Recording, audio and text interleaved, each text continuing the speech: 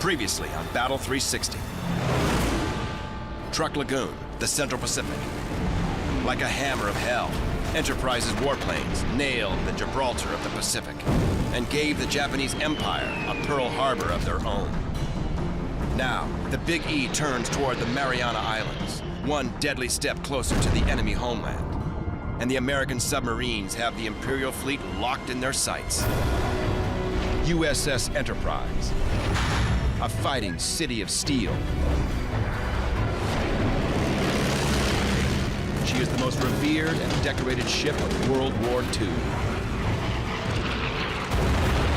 On this 360-degree battlefield, where threats loom on the seas, in the skies, and in the ocean depths,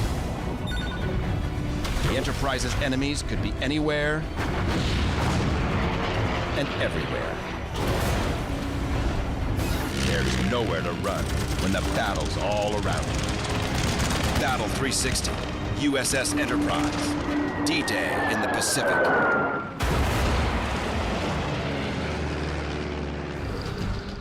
Dawn, June 13th, 1944. In the waters off Saipan in the Mariana Islands. Aircraft carrier USS Enterprise clears for action. Her massive flight deck is alive with revving engines as the TBF Avengers of Torpedo Squadron 10 prepare to hit enemy positions on Saipan. In command of Torpedo 10 is Bill Martin. He's a seasoned leader with 2 bloody years aboard Enterprise under his belt. Finest officer you'd ever meet. Everybody trusted him, and he was an excellent pilot. He'd been around quite a while. He'd been in a scouting squadron before, and so he was just an all-around good officer. Flying in the Big Avenger with Martin are Radio Man First Class J.T. Williams and Ordnance Man W.R. Hargrove. Their target is a Japanese flak battery on the southern tip of the island, where in just a few days, U.S. ground troops will be slogging ashore. The enemy stronghold is covered with anti-aircraft artillery, and it's Enterprise's job to wipe them out. We were dropping bombs on land targets and any ships or anything that were happened to be there. It was not like we'd had at Guadalcanal. We didn't have much opposition there. By then we had the F-6Fs and we were pretty well protected. For 2 days, Enterprise and the fleet of American carriers have been launching airstrikes against Saipan, pummeling the island with bombs in anticipation of a major invasion by U.S. Marines and soldiers. 200 miles away, an American battleship division moves within range of the enemy island for a massive bombardment. USS New Jersey and her sister Iowa-class battleships open fire with heavy broadsides from their 16-inch batteries. These warships are a new generation of fast battleships. The Iowa-class battleship weighs in at 45,000 tons, with an overall length of 887 feet. In addition to dozens of 5-inch, 40mm, and 20mm anti-aircraft guns, they pack an impressive 9 16-inch 50 caliber rifles, capable of killing a target at 25 miles. There's just one problem. The gunners on these ships are raw and inexperienced in shore bombardment. 10,000 yards away, enemy machine gun nests, pillboxes, and bunkers weather the incoming fire. Most of the 2,400 16-inch projectiles, each weighing nearly a ton, are simply wasted. They barely scrape the surface of the Japanese positions. The Japanese were very, very good at entrenchment and cover and concealment. So it was very difficult to even see their targets, first of all, much less being able to put effective naval gunfire on top of them. It's going to take a lot more to wipe out the enemy defenses. 10 miles away, Bill Martin's group of 7 TBF Avengers arrives over their target, Japanese gun emplacements and bunkers. Martin's plane peels off and heads for a Japanese flak battery. He's got 2 500-pound bombs, enough ordnance to annihilate the enemy position. But the Japanese see him coming and open fire. At 12,000 feet, bursts of steel flak pepper the air all around his Avenger. Martin rolls into a steep dive, heading right for his target at high speed. Really, the plane should have been about 250 knots for a diving profile. This guy's going maybe 350, 360.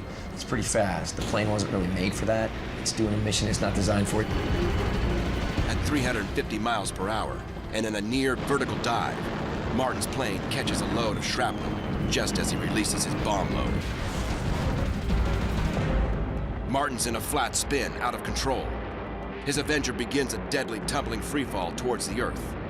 Extreme negative G's are literally pulling the pilot out of his seat. You might not be able to reach your stick and throttle. You might not be able to actuate the comm link to talk to your crew member.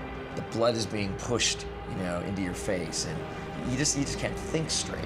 He tries to call Williams and Hargrove on the mic. No answer.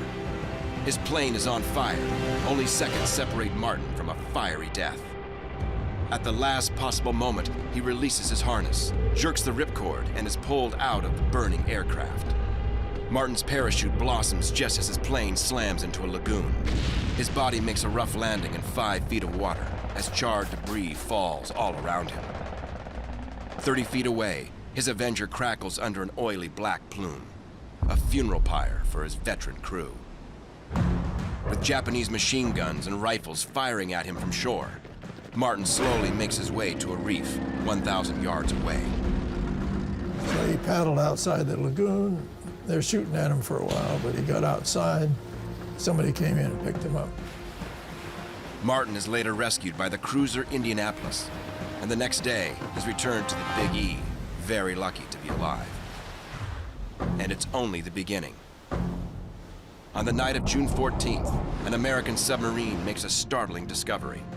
For the first time in more than 18 months, a massive Japanese fleet has taken to the seas, and it's headed right for Saipan and USS Enterprise. Flashback, 1 month earlier, May 1944.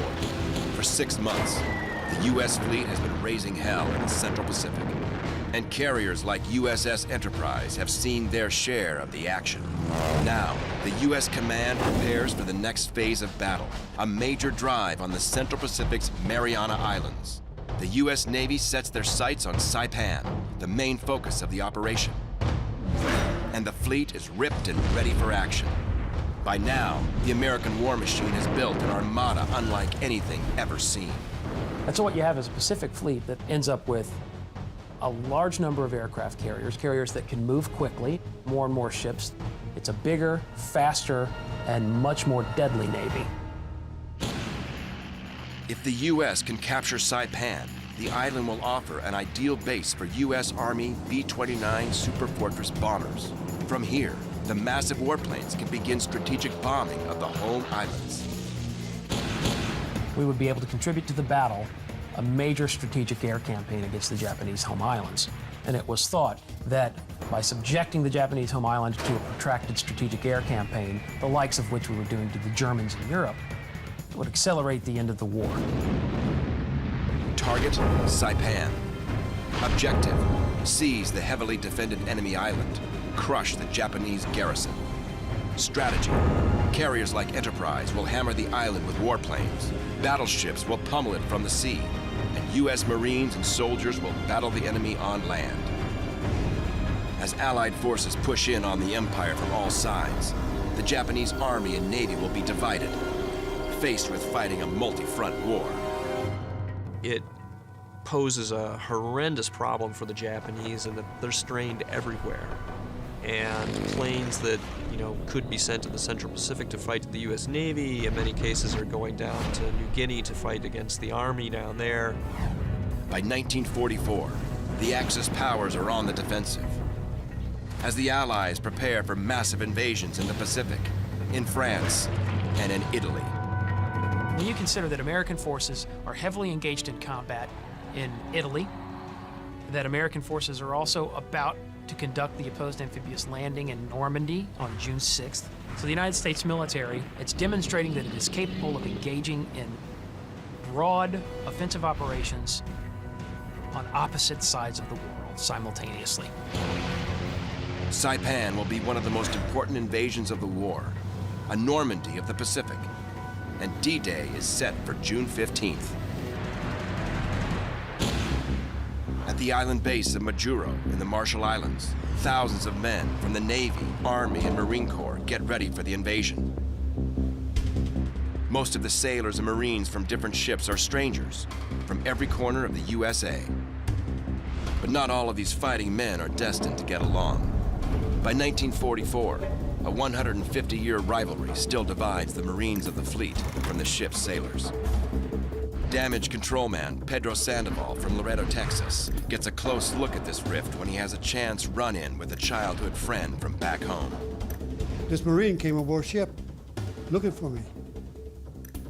And he walked in the shop and I seen him, and he was just like a brother to me before we even joined the service. And I gave him a big hug, and everybody's looking at me, what's wrong with him? Giving the Marine a hug.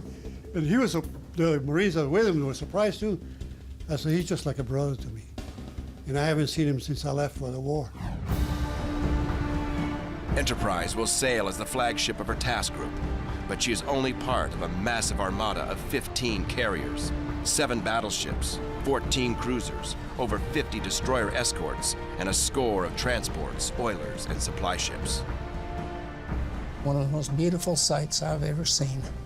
There were 14, 15 big United States carriers there, as well as light carriers and cruisers and destroyers. I have never in my life seen such a bunch of ships getting together. The entire naval force is under the command of Vice Admiral Mark Mitcher. At 57 years old, Wisconsin native Mark Mitcher is a hard-fighting admiral and former naval aviator.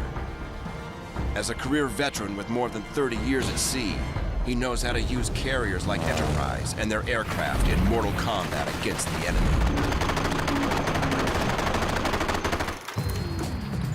Among the 15 carriers that Mitcher commands are 6 of the new Essex-class fleet carriers.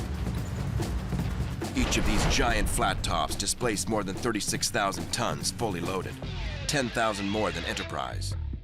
They also pack heavier armament with 4 twin 5-inch guns, 8 single 5-inch guns, 8 quad mount 40 millimeters, and more than 40 20 millimeter guns. They can also carry 110 aircraft to the Enterprise's 90. June 6th, 1944. Enterprise and her task group steam away from the island of Majuro, bound for Saipan. As the ship cruises through the open seas, her executive officer comes on the loudspeaker and announces the news of the Normandy invasion in France. But the beaches of Normandy are half a world away. Enterprise and the Pacific Fleet are heading for a D-Day of their own. For the men of Enterprise, the road to victory and the way home is through Saipan and the Philippine Sea.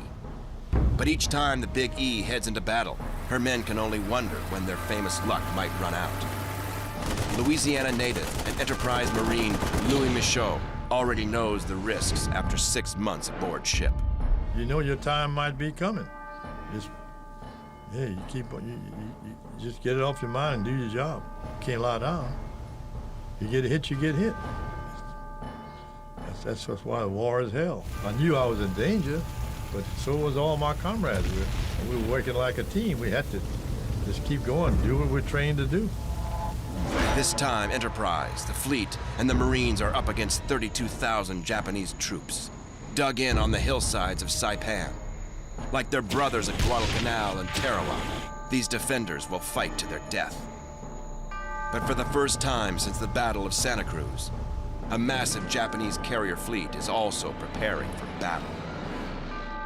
Battered by the bloodbaths at Midway, Guadalcanal, and Santa Cruz, the Imperial Navy has finally rebuilt and is ready to meet the Big E. The Japanese Navy has tried frantically to build their carrier force into some sort of a replica of what they had at the beginning of the war. They have more carriers now. Among the Japanese carriers are sister ships Shokaku and Zuikaku, the very same vessels that the Big E squared off against in the Eastern Solomons and Santa Cruz. And now they're back for a rematch with Enterprise. So we were loaded for bear, and we knew that they were where they were and when they were coming. The Imperial Task Force also includes the new mega carrier Taiho. It's unlike anything the Big E has ever gone up against. Taiho, which means Great Phoenix, is 30,000 tons of Imperial iron. Built by Kawasaki, she has 2 enormous hangar decks compared to Enterprise's 1.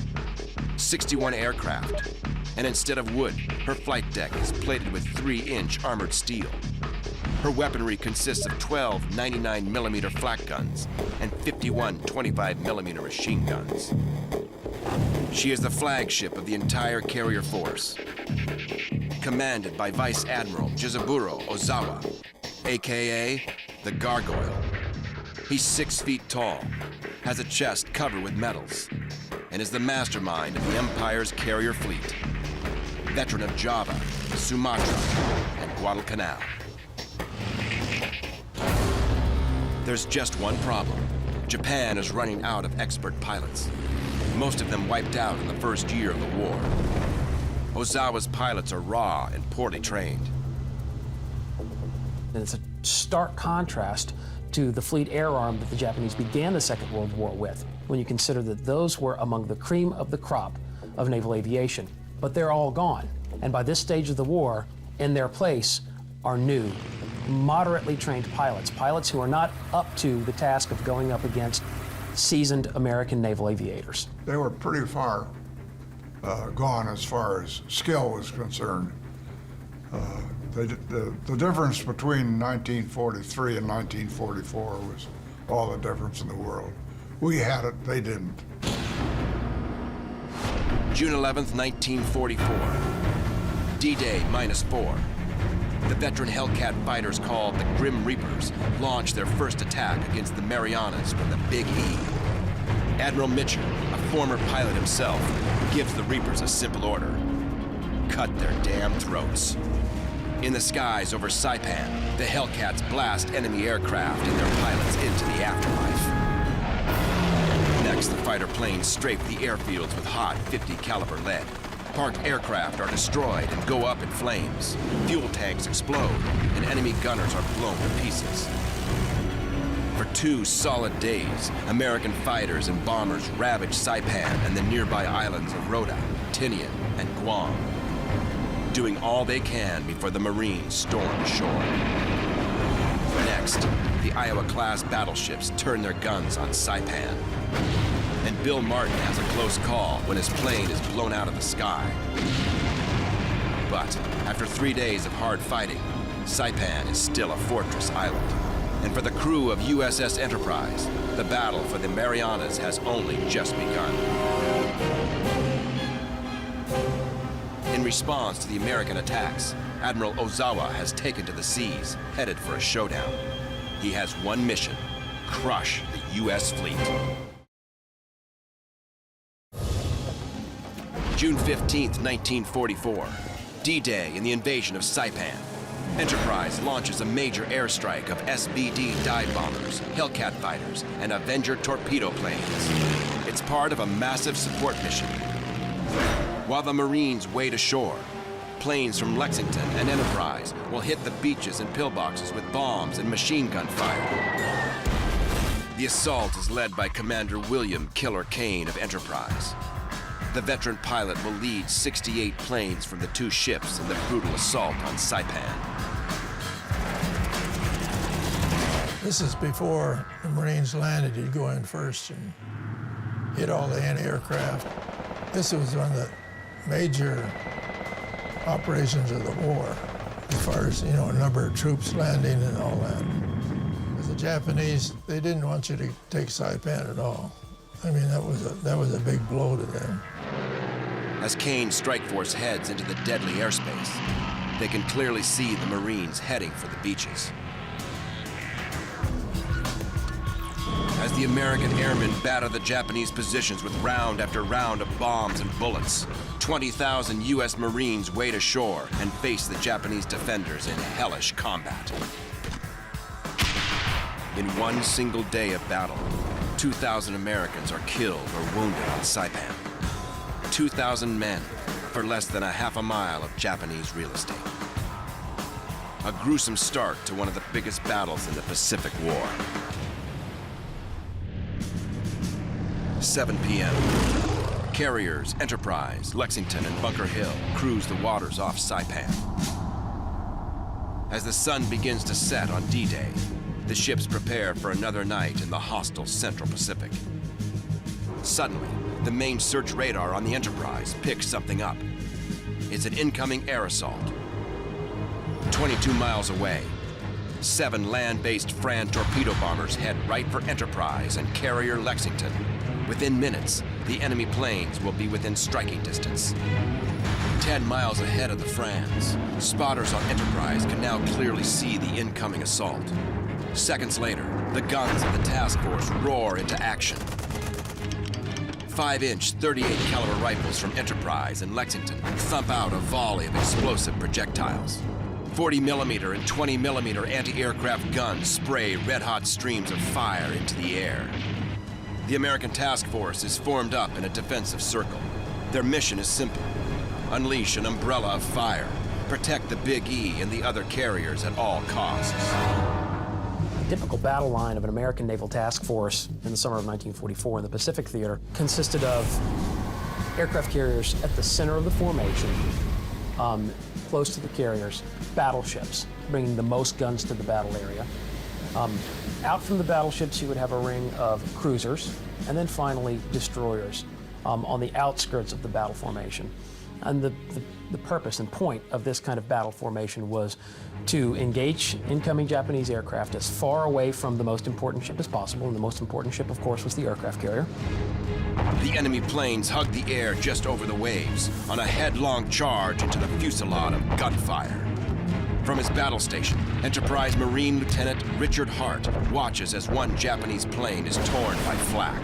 You could see the shells hitting it, and inside caught fire, and you could see the pilot silhouetted against the blaze inside the plane, but still flying it, still concentrating. In the confusion of battle, American ships fire in all directions. U.S. sailors now face the Japanese pilots and friendly fire. You can see this right now. I'm on the flight deck again, lying low. Bunker Hill is firing right into the flight top deck level, and we're firing across our flight deck level at the Japs as they come down. By flying low among the American ships, the Japanese pilots know that U.S. gunners will have to fire into their own men. Anybody who stood up would probably be shot down. It's that bad. All of the ships that were protecting the carriers were putting up so much fire frantically in an frenzied way, attempting to bring down the Japanese torpedo aircraft. They had rounds falling on friendly ships and friendly vessels. A sailor manning one of the Big E's batteries takes a 40 millimeter round to the head, just feet from a powder locker for the 5-inch guns. Had the round not hit the sailor and exploded, it would have hit that ammunition storage locker and detonated the ammunition on the inside, which would have caused enormous damage and would have led to even greater loss of life. Enterprise holds her own. Her 5-inch and 40 millimeter batteries hammer away into the night. But 1,000 yards ahead, a Fran torpedo plane drops its payload. In a matter of moments, it could be all over for the Big E. At the last second, the ship heels over into a hard turn and just barely dodges the warhead. Her gunners destroy 2 of the enemy planes, smashing them into crumpled, burning steel. Within minutes, the chilling nighttime battle is over. Amazingly, only 3 U.S. sailors are killed, but more than 50 are wounded, all victims of friendly crossfire. Well, friendly fire, fratricide, of course, I mean, it is going to happen. I mean, we don't accept it, but it does happen. It's happened in every war that we've ever been involved in, every war that's ever been fought, you know? And there's certain measures that you can take to avoid it, but there's no 100% way. But even more harrowing is what lies over the distant horizon. 1,200 nautical miles away, American submarine SS Flying Fish cruises through the waters off the Philippine Islands on the hunt for any Japanese vessels that might head for Saipan. Flying Fish is a Epidode-class submarine, 311 feet long. She has 10 21-inch torpedo tubes, capable of launching 24 torpedoes, and is armed with a single 3-inch deck gun. Right now, subs like Flying Fish are the eyes of the U.S. fleet. Amazingly, the submarine spots Admiral Ozawa's forces. One by one, the dark shapes of 6 aircraft carriers appear on the horizon. Immediately, the sub reports the sighting. Admiral Mark Mitcher now knows that Ozawa and his carriers are on the way. Thanks to the lone submarine, Enterprise and the U.S. fleet know that an all-out carrier battle is coming. The U.S. command is now dead certain that Ozawa is on his way to Saipan, so they order Mitcher to divide his forces.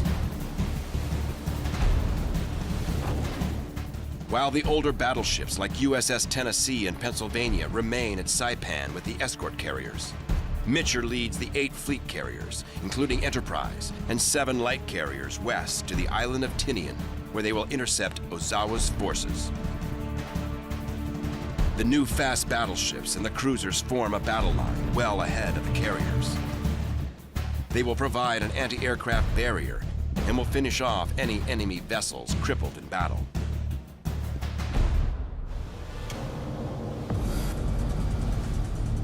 Ozawa's forces head northeast from the Philippines in 2 elements.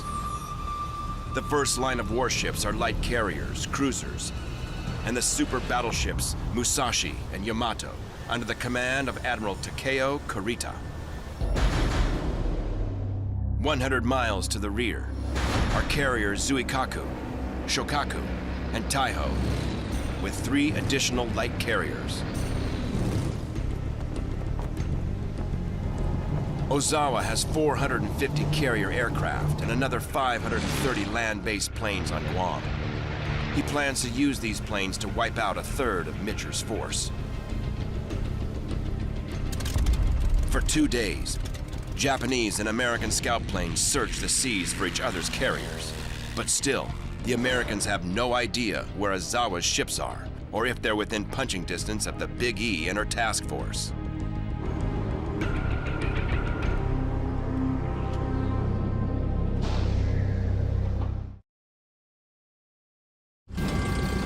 Dawn, June 19, 1944.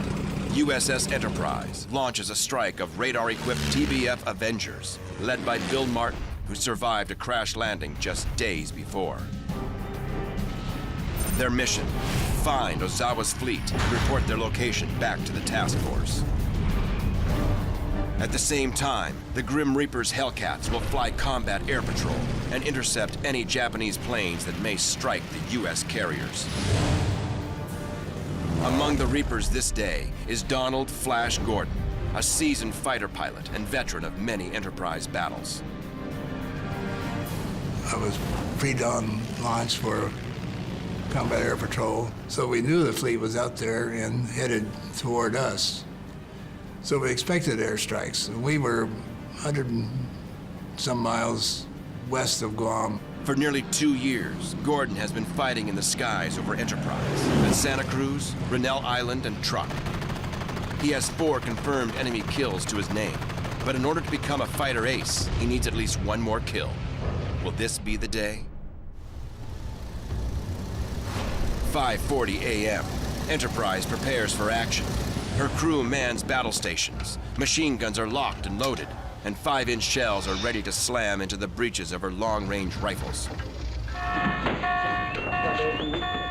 Everybody's running up and down the ladders, and the sailors are going where they belong, and we're going where we belong, and everybody's, it's an emergency. When they sound the general quarter, the battle station, the buzzer goes off. You know what that means. That means battle stations. It means you're under attack or you're about to.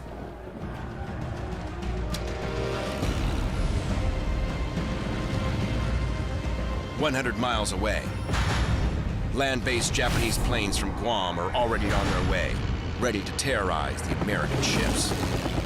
But the Hellcats of the U.S. task force stop them dead in their tracks. The The air is filled with roaring 50 caliber machine gun fire as a score of hard-hitting fighter planes tear into the Japanese airstrike.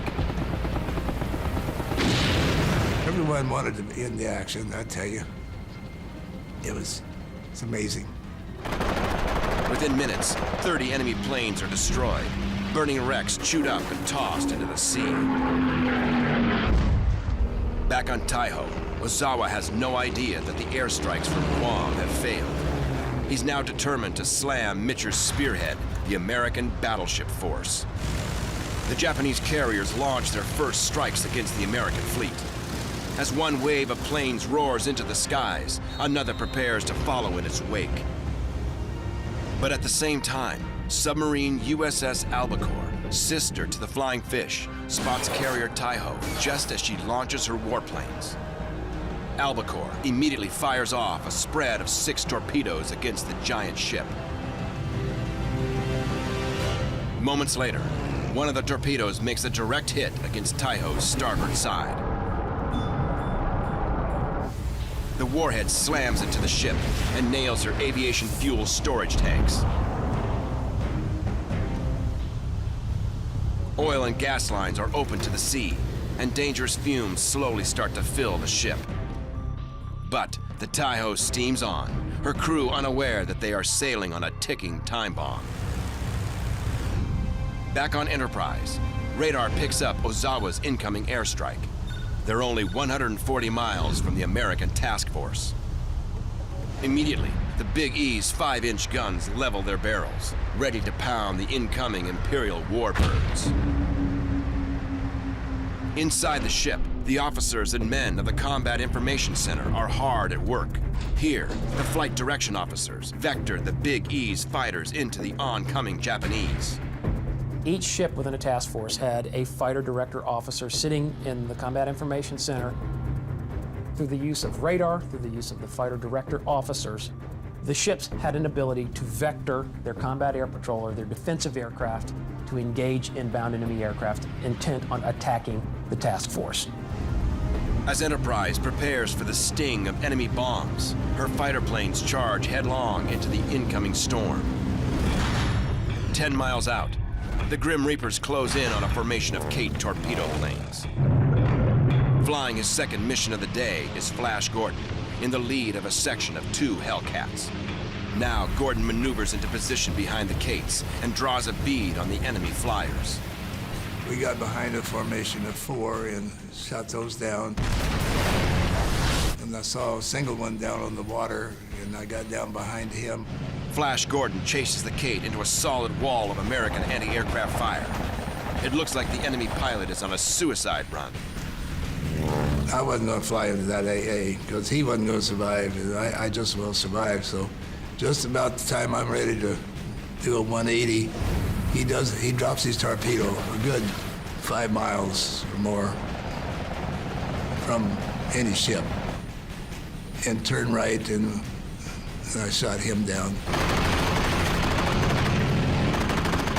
Gordon immediately pulls out of the gunfire as the enemy plane tumbles to the sea. Finally, after 2 years of battle with the Enterprise, Grim Reaper Donald Flash Gordon of Fighting Squadron 10 is a fighter ace. I never had a dogfight. I either got head on or tail on. They never saw us coming. And that's the way to fight a war. The Japanese planes that aren't destroyed by Flash Gordon and the Grim Reapers are blown to pieces by 5-inch 38 caliber rifles and the thundering 40mm cannons of Enterprise and the American fleet. And if you hear the big guns going off, it vibrates the whole ship. Regardless of where you are, you know we're under attack. When you hear the 5-inch guns start firing, they made a lot of noise, a big explosion. Of course, the battery, the boys on duty are handling you hear the 20s open up, you know they're close. Well, as a matter of fact, we're under attack. When the 20mm open up, he's in range. So, there's a lot of excitement. There's nothing dull about it whatsoever. From his battle station on Enterprise, Marine Officer Richard Hart helps direct the fire of Enterprise's flak batteries. Suddenly, he watches as a Japanese bomb slams into the battleship South Dakota. I remember seeing a bomb hit the South Dakota, and being impressed with the tremendous sheet of flame that a bomb puts out when it hits. The lives of 27 men are ended in an instant. But still, the South Dakota, veteran of Santa Cruz and Guadalcanal, never loses speed and keeps on fighting. South Dakota is the only ship hit by the enemy assault.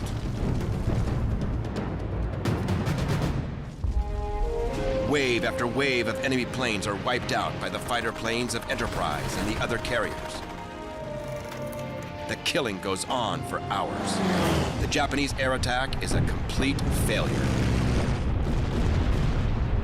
Nearly 400 enemy aircraft are blown out of the sky by American Hellcats and the guns of USS Enterprise and the U.S. fleet.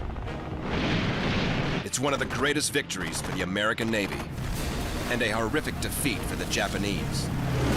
The poorly trained enemy flyers are no match for the Big E. A young American pilot will later compare it to an old-fashioned turkey shoot. The name sticks. I forget how many, we downed nearly all of them. And the pilots came back laughing that it was just a turkey shoot. If I'm not mistaken, Enterprise was credited with downing around 70 of all those planes that day. The Great Marianas Turkey Shoot completely devastates Japan's naval air forces. Our fighters just completely annihilated them. The biggest real air battle of the war. It was a tremendous day for aircraft carrier aviation. For Gargoyle Ozawa, the losses are devastating, and his troubles are far from over.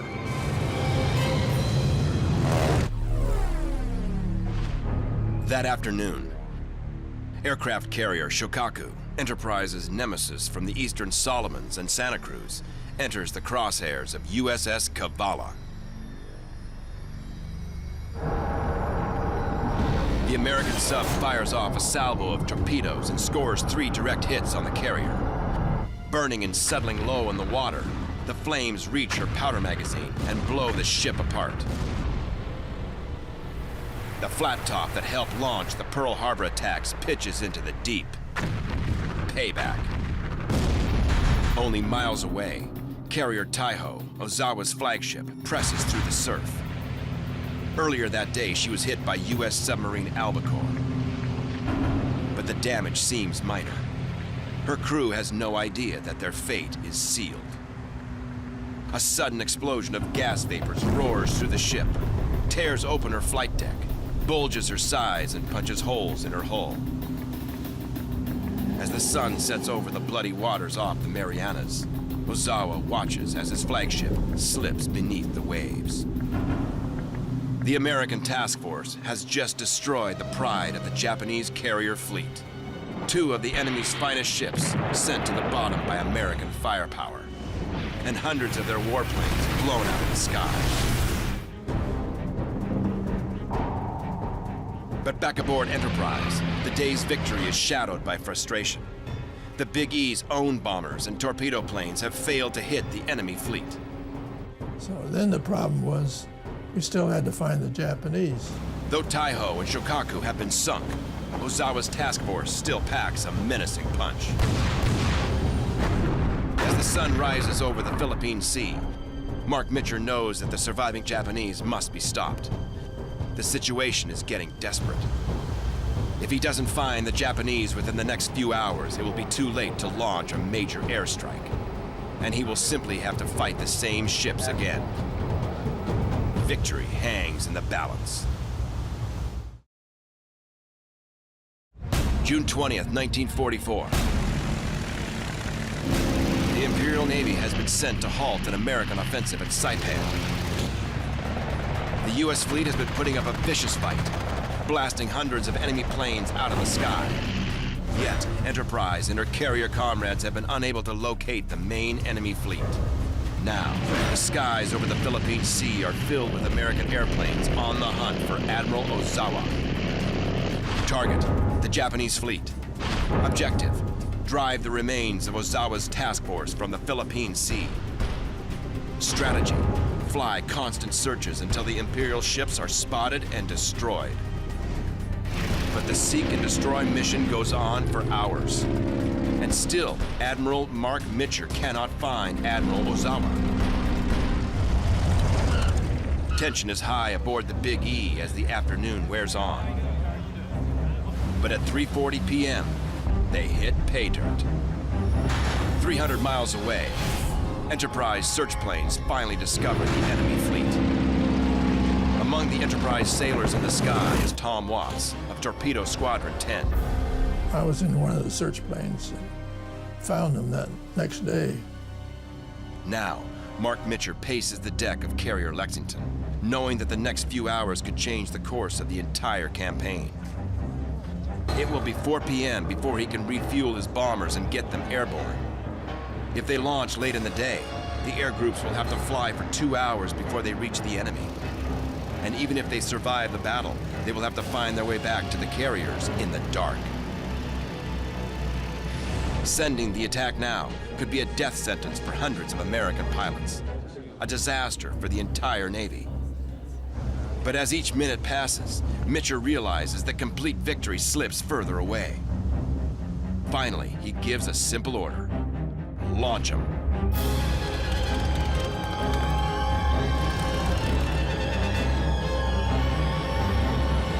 Within minutes, in the ready rooms of Enterprise and every flat top in the fleet, Mitcher's final orders are chalked on the blackboards. Get the carriers.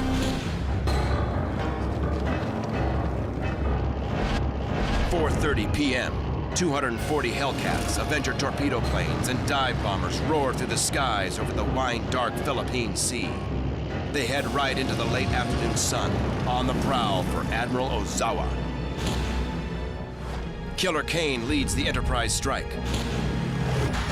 11 dive bombers, 5 Avengers, and 12 F-6F Hellcat fighters. Among the pilots are Flash Gordon and James Jigdog Ramage.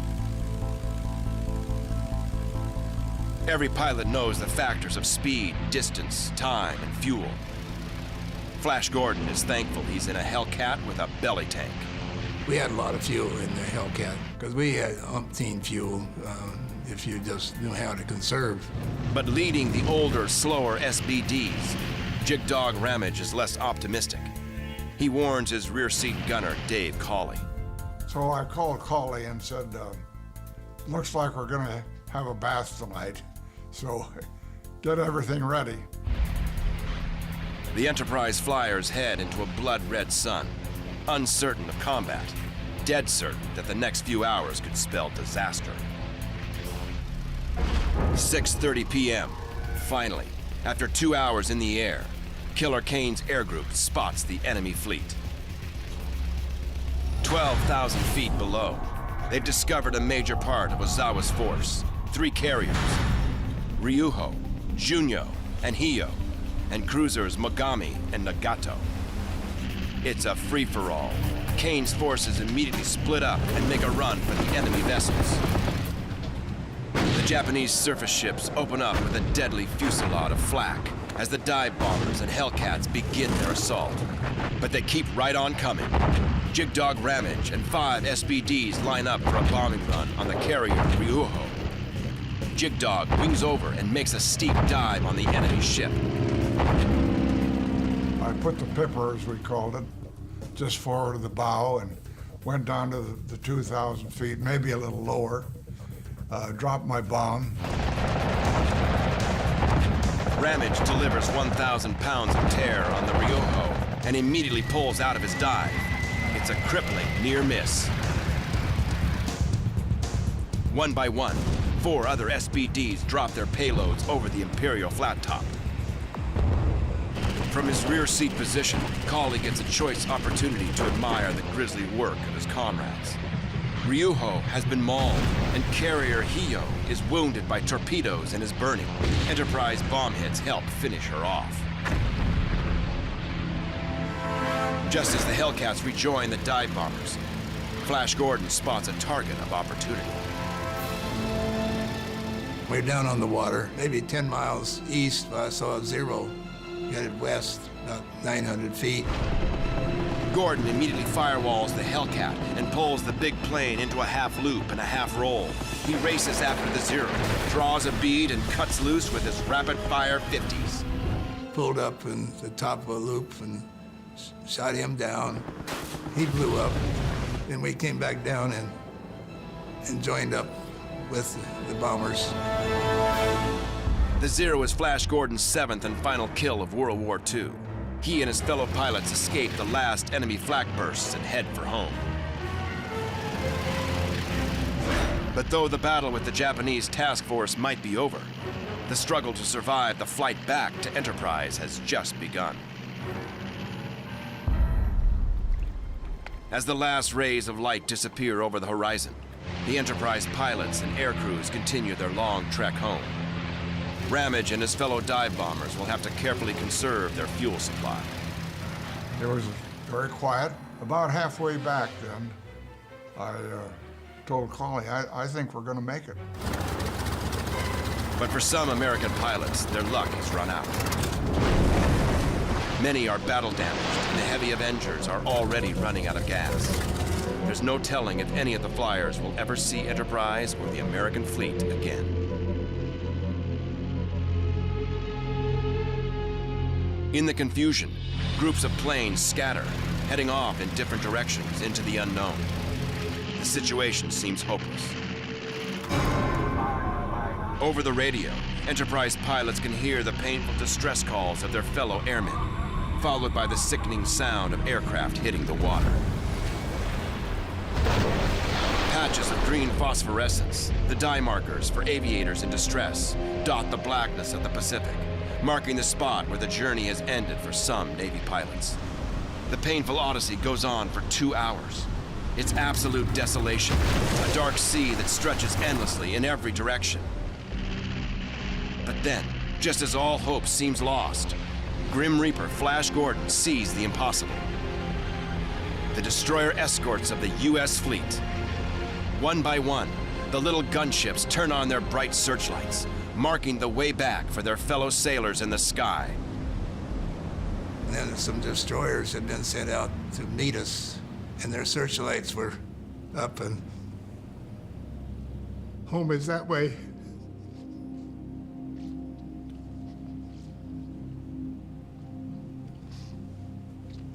I'll never forget.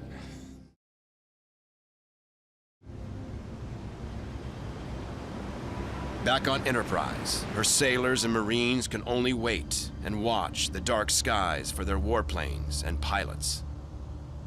Our pilots had limited fuel left, and of course everybody was pulling for the guys to make it home.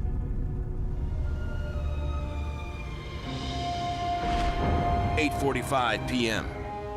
The first warplanes arrive over the American task force. It's simply chaos. Most are flying on fumes, and even worse, distant lightning has confused some pilots, and now they're headed off in the wrong direction. Mitcher could have a catastrophe on his hands. So, ignoring standard naval procedures, he utters one of the most famous commands in the Pacific War: turn on the lights.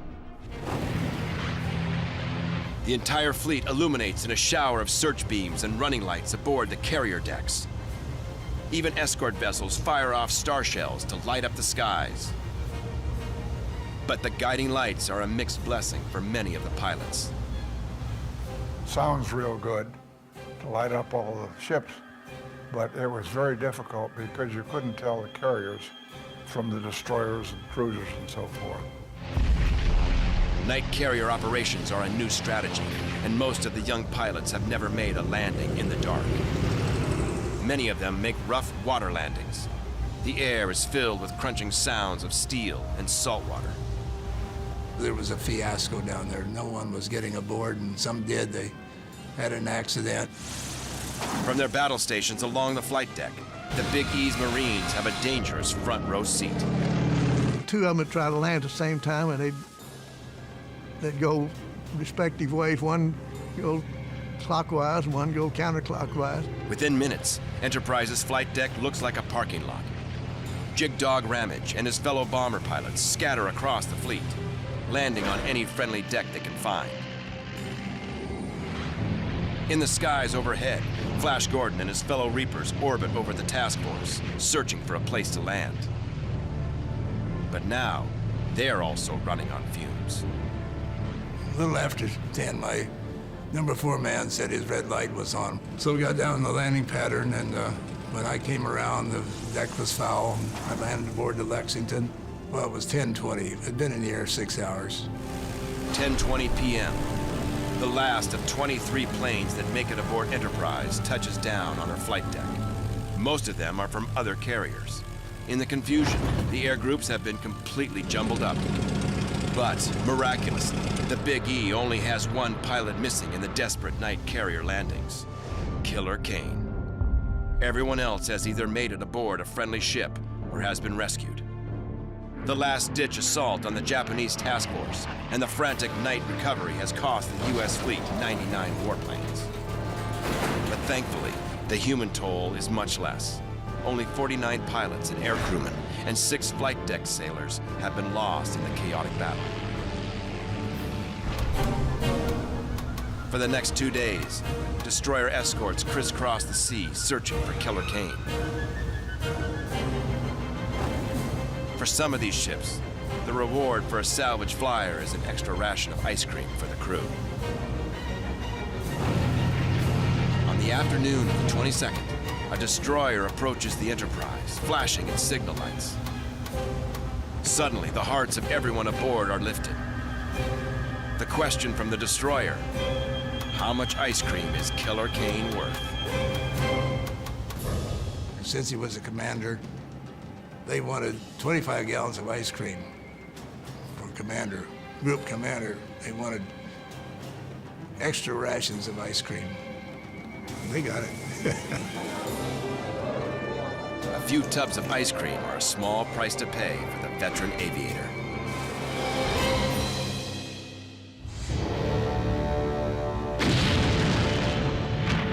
The Battle of the Philippine Sea is a disaster for the Japanese Navy. Admiral Ozawa has failed to drive the U.S. fleet from Saipan, and the defeat has cost him hundreds of Imperial pilots and 3 aircraft carriers: Iyo, Taiho, and Shokaku. Some of the best news we got there was to hear that our old nemesis, the Shokaku, had been put down. For the Japanese, the aftermath of the battle is a recognition that their carrier force is finished. They may still have vessels, but they no longer have aircraft or pilots to put aboard those vessels. But the Japanese fleet is not finished yet. The Big E's nemesis, Zuikaku, is still afloat, and so are the battleships. Massive battle wagons, Musashi and Yamato, along with an armada of cruisers and destroyers, are ready to meet the Enterprise in battle. The bloody combat on Saipan goes on for another 3 weeks. It becomes one of the most costly battles of the entire Pacific War. More than 16,000 U.S. Marines and soldiers are killed or wounded taking the island. 24,000 Japanese soldiers perish in the battle. Even worse, some 5,000 Japanese soldiers and civilians, men, women, and children, commit suicide rather than surrender to U.S. forces. For the Americans, these nightmarish scenes only foreshadow the horrors to come. As Enterprise moves closer to the Philippine Islands and the Imperial homeland, she faces an ominous future.